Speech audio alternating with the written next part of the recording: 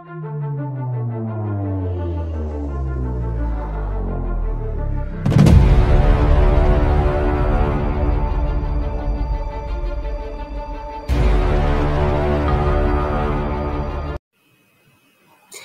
everyone, good morning and happy Sunday to everyone. Time check po is 9:46 o 46 minutes past the hour of 9 here sa Spain. Nagpalit na kami ng oras kaya ano na kami 7 hours behind sa Pilipinas. So nauuna na ang Pinas ng 7 hours from us. Nadagdagan kami ng isang oras na tulog. Kanina madaling araw nag-change. Ito yung ano dito sa Spain routine. Every last Sunday of March and every last Sunday of October, nagpapalit ng oras ang UK and Europe. So guys, I'd like to shout out everyone. I'll start from Anna Lim.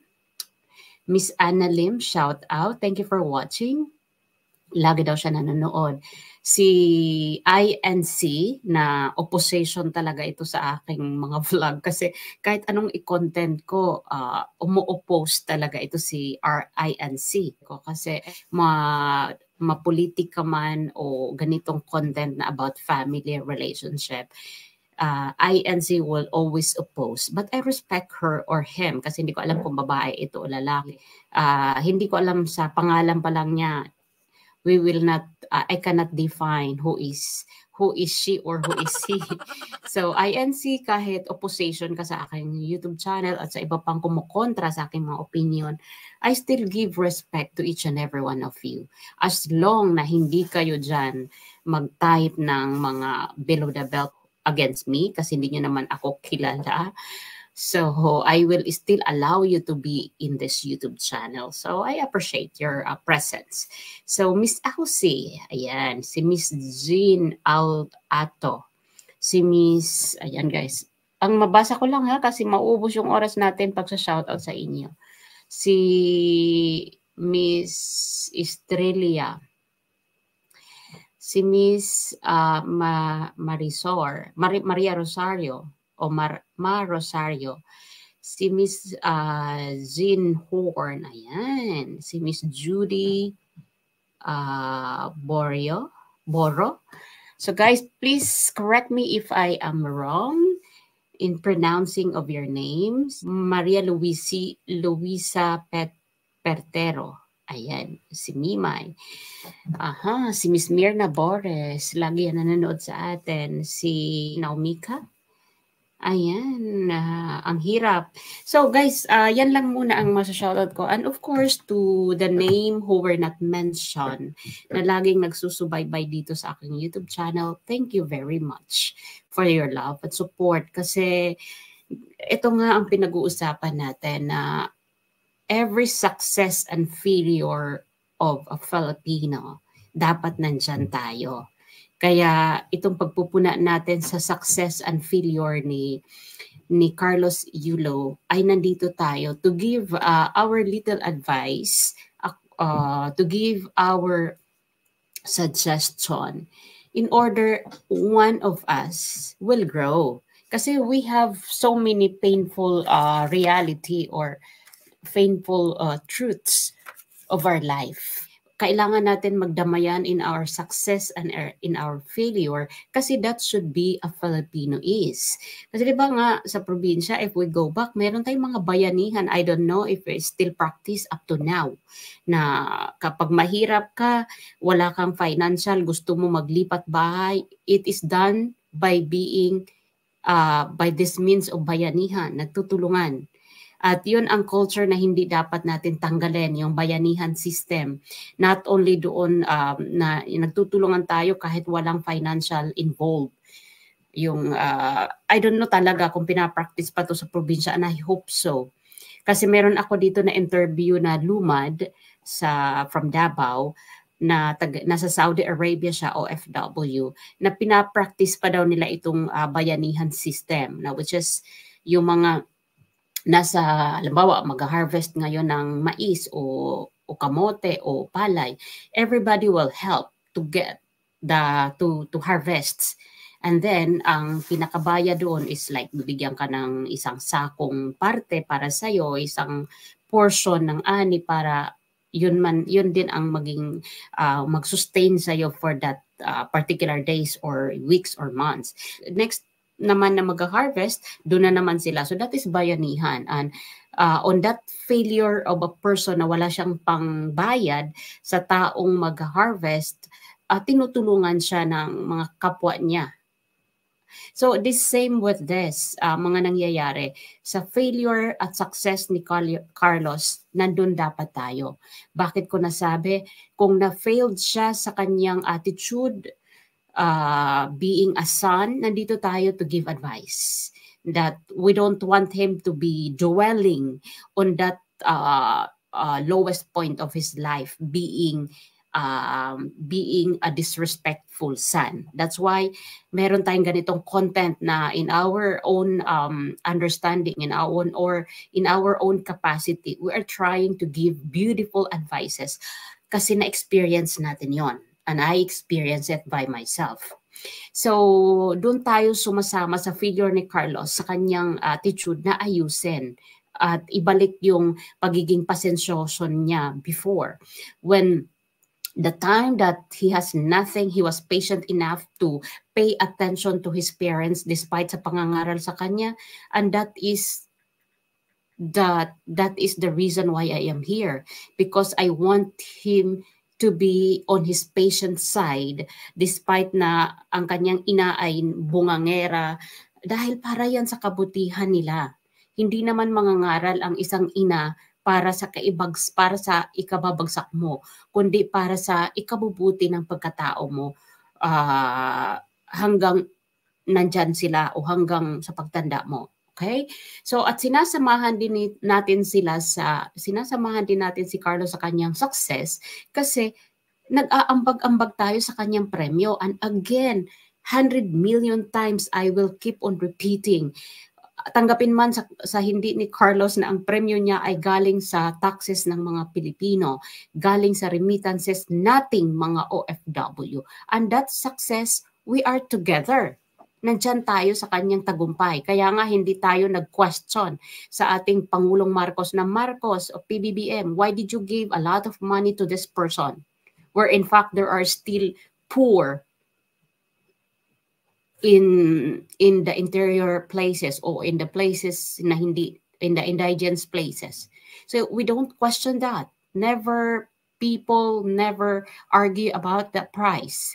So kaya lang nandito tayo nagpapaalala na let's, pahalagahan mo yung pinagkaloob sa'yo ng sambayan ng Pilipino na premyo. Kasi galing to sa taxes ng bayan at galing sa mga OFW remittances. So sinasamahan natin siya hindi lamang to sa kanyang pagkapanalo, kundi pati doon sa kanyang mga failures. And failures na sinasabi ko is the attitude. Na failed siya to honor his parents. He failed to say thank you and turn back to his parents. So this is his failure. Kaya dito natin pinupuna na ibalik niya yung pag-respect niya sa kanyang magulang by means of this content, by means of my advices and your advices in the comment section. And if you willing and if you happen to agree with my opinion, pwede mo siya i-hashtag silang dalawa para mabasa nila yung ating mga hinanaif. We have so many painful truths of our life. And one of those is nobody is real in this world. We have dual faces. Meron tayong mga biases. Diba? So, walang tao dito na isa lang ang kanyang pinaniniwalaan. We have biases in life kasi we are human. Yung human nature natin. And that's real. Yun yung masakit na katotohanan sa buhay natin. And that sometimes some of the people only respect to those who have money and they don't respect to the poor. Another painful reality in our life is the people you love most are the people who will hurt you most. And it happens to this family. Na ang taong pinakamamahal mo sa buhay mo sana, which is your parent, are the people you hurt most. Dahil sinaktan mo sila. Ganun din si Angelica, hindi siya exempted dito. Ang pinakamamahal na tao sa buhay niya, which is her children, her son, is the most people then o person na kanyang nasaktan because of the statement she spread in the social media. So we are not exempted to this painful reality. All of us, even me, we have to accept that the most people you love are the people who will hurt you most. And we have to accept that. Pero hindi ibig sabihin kapag tinanggap natin na sinaktan tayo ng ating mga mahal sa buhay, we will dwell on it. No. We have to forgive and move on. Kasi gano'n naman talaga ang dapat sa buhay natin. Na we should not dwell on our evil side. Okay? So, when we are happy, we enjoy the music. But when we are sad, the reality is we understand the lyrics. Majority of us kumukuha na lang ng mga hugot sa mga music kapag nalulungkot tayo, di ba? Like us OFW, we are away from home, we miss our parents, we miss our loved ones. That's why doon na lang tayo nakikirelate sa lyrics of the music. Because we are very sad. But when we are happy, pag umuwi tayo, we enjoy the music. We enjoy what they enjoy. Parang, yung one to sawa happiness. Parang enjoy while you can. Diba? Parang unlimited happiness. Ganun tayo. And that's the reality. Pero kapag malungkot ka sa abroad, ikaw na lang nag-iisa. Hindi ka nila madamayan. Tinetext ka lang kapag mayroon kang sweldo. Kapag padalahan time na, doon ka lang naaalala. So, and that's real. We have patience kapag wala tayo. Mahaba yung pasensya natin when we have nothing. Kasi kailangan natin magtiis na wala tayo. Kailangan muna natin mag-live selling. Kailangan muna natin magtinda ng garlic longganisa. Kailangan muna natin magtinda ng mga bagoong. Magbahay-bahay para ialok yung ating mga paninda. At napakahaba ng pasensya natin sa ating mga customers na kahit nag-live selling si Mrs. Angelica, meron nagmamind pero budol. We have so much patience. The same with Carlos. Nung wala pa siyang pera, hindi naman lumabas sa publiko na nag-aaway sila mag-ina, nananagot-sagot siya. He has the patience. They have the patience when they are nothing. Pero kapag meron na tayo, lumalabas na yung realidad na tayo, yung totoong ugali na meron tayo when we have everything.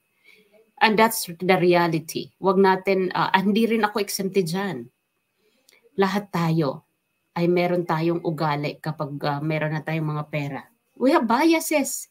We have to accept that na meron tayong mga biases sa buhay. Isa pang realidad sa tao ay mahilig tayo mag-admire sa physical look. Kasi ang para sa atin, lagi tayong nahuhook dun sa mga magaganda, gwapo, good looking, pero hindi natin iniisip na sometimes there are people na they are very physically attractive but they don't use their thoughts sa pagbibigay ng impluwensya. Like what is happening in this situation. Why? Tingnan nyo, yung trending ngayon, si Miss Myanmar, she has the beauty. Pero ano nangyari? Lumabas ang totoong attitude. Para siyang monster. Lumabas na para siyang monster. Kaya siguro may reason why she did not won the crown. Kasi nakita ng mga judges yung ugali niya. Diba? Nagwala. Hindi natin pwede ipakita. I have the slide, pero hindi ko pwedeng ipakita. Baka makopyright tayo kasi this is owned by the organizer. Parang monster siya sa stage. Meron kasing monster sa stage na kinakain mo yung audience na into a beautiful projection. Pero itong nangyari kay Miss Myanmar, para siyang galit sa mundo. Diba? Parang Kaya there is a reason na hindi siya nanalo. The same with our golden girl. She's pretty. She has a talent. But what happened is yung attitude niya ng kanyang pag-disrespect sa kanyang biological mom at dito sa kanyang magiging biyenan to be. Kaya hindi ako agree sa mga nagpo-post na Mrs. Yulo, ano pa bang inaayawan mo kay Chloe San Jose? She is pretty. Oo, she is. Nandiyan na tayo. She's pretty, she has the talent, but ang ano nating question is the attitude. What about the attitude? Kasi kung sincere siya, kung meron siyang paggalang sa kanyang biological mom at dito sa kay Carlos Yulo family, siya yung noon pa lang hindi niya pinayagan na magalit si Carlos sa kanyang pamilya. Dapat siya yung nag-advise. Kasi ito hindi ko alam kung napanood na ito ng iba. Itong sinabi ko dito. Last June, umuwi kami ng asawa ko, nagbakasyon after 5 years kasi may pandemic. Nagtaka ako dun sa mga biyenan ko dun sa mga sister-in-law ko at saka isang brother-in-law ko na hindi sila nag-uusap. Kilala ang pamilya ng asawa ko na model family sila kasi twice na awardan yung dad-in-law ko ng model family kasi sila talaga yung best example sa kanilang community sa kabila ng 14 sila magkakapatid na raised sila ng biyanan ko ng maayos, walang bisyo, walang basalaguliro, wala, na raised talaga sila ng maayos, silang 14 siblings. Kaya inawardan si Daddy ng best model in community, best family model twice. So, I was married to my husband 14 years now. So, dun ko lang nakita yung bakit merong hindi nag-uusap dito sa pamilyang to. Anong nangyari? So, I started to investigate. Sabi ko, Dad, what happened? Bakit hindi nagbabati si Joey at saka si Abel, si Maribel? And Dad told me, kasi nagselos daw, parang nagselos o hindi naman nagselos, pero parang pumuna ito si Abel, si Maribel, sa kapatid niyang bunso na bakit bumili ng pick-up na sasakyan, saan kumuha ng pera. So yun, doon namin nalaman na si Daddy ang nag-loan sa kanyang pension kasi my dad-in-law is principal for 30 plus years. So nag-i-enjoy siya ngayon sa retirement. Now, pinuna ni Maribel si Joey, yung bunso niyang kapatid na, Joey, why did you bought this pick-up car na si Daddy pala ang nag-loan para ma-cash ninyo yung pick-up? So doon nag-umpisa yung bangayan na para bang pumuna itong si ate niya na kakapiranggot na lang yung pension ni Daddy, bakit kailangan i-loan pa para lang bumili kayo ng sasakyan? So the conflict started there at months na hindi sila nag-uusap. Taon na yata, kasi 5 years kami hindi nakakauwi. So ngayon, then I started to investigate, Dad, why did you not settle this problem? Why did you let these two siblings have their clash for so many months? So, and then I suggested to my dad-in-law, I said, Dad, could you call up a meeting? Let's talk about this issue. So, tinawag ni Daddy yung mga anak niya lahat. Nagkataon maulan guys, sobrang lakas ng patak ng ulan, kaya yung bubong nila na yero maingay. So, gumamit kami ng megaphone. Microphone na mayroong speaker na Bluetooth para marinig ng lahat. We set a meeting. Pinag-ayos namin sila. I started the opening remarks para maintindihan nila na nandito tayo para hindi ungkatin yung issue. Nandito tayo para solusyonan yung hindi ninyo pag-uusap. Kasi anong gusto nyo mangyari? Magna-90 na yung biyanan ko. Gusto nyo ba na magbati-bati kayo doon sa Lamay, Simbako? Gusto nyo ba na doon kayo magkaayos kung nandyan na si Daddy sa kanyang, nandyan na sa nakaratay? Of course not. At inawardan kayo ng family model, tapos ganito, nagwawatak-watak kayo, hindi kayo nag-uusap. So I started the speech. I started the opening remark. And then, nagyakapan sila. Ang kagandahan is yung nakabatang kapatid, yan ang pumunta sa nakakatanda. Kasi sumama na yung mga asawa-asawa nila, nakikampi na. Siyempre, yung asawa, kumampi sa asawa. So, ganun ang nangyari. But I made a beautiful vacation. And that vacation na nangyari last year, that was very memorable to me. Kasi napag-ayos ko ang isang pamilyang, ang isang magkakapatid na nagkaaway dahil lang sa pera. Lagi naman sa pera. Lagi tayo sa pera nag-aaway. And that's the reality. Nag-aaway tayo lagi sa pera. Kaya nga ang pera is the root of evil kung hindi natin gagamitin sa tama. Kung tayo ang makikinig sa pera. Pero kung ang pera ang makikinig sa atin, tayo yung magmamando sa pera, yan ay hindi kasalanan. So, I hope naiintindihan niyo yung aking mga pinopoint out dito o pinupunto dito. At nagpapasalamat ako sa mga taong sumusubaybay na nag-agree sa aking mga opinion o mga suggestion para sa pamilyang Filipino. Not only to Carlos, kasi si Carlos dito yung ating nagiging subject matter, yung kanyang pamilya. It's because sila yung dapat na modelo kasi sila yung sikat. Ang gusto ko lang mangyari, use their influence to young generation sa mabuting pagtahak, hindi doon sa pagiging disobedient nila o disrespectful sa kanila. So anyway, thank you for watching. I'll see you again on our next video. Bye for now.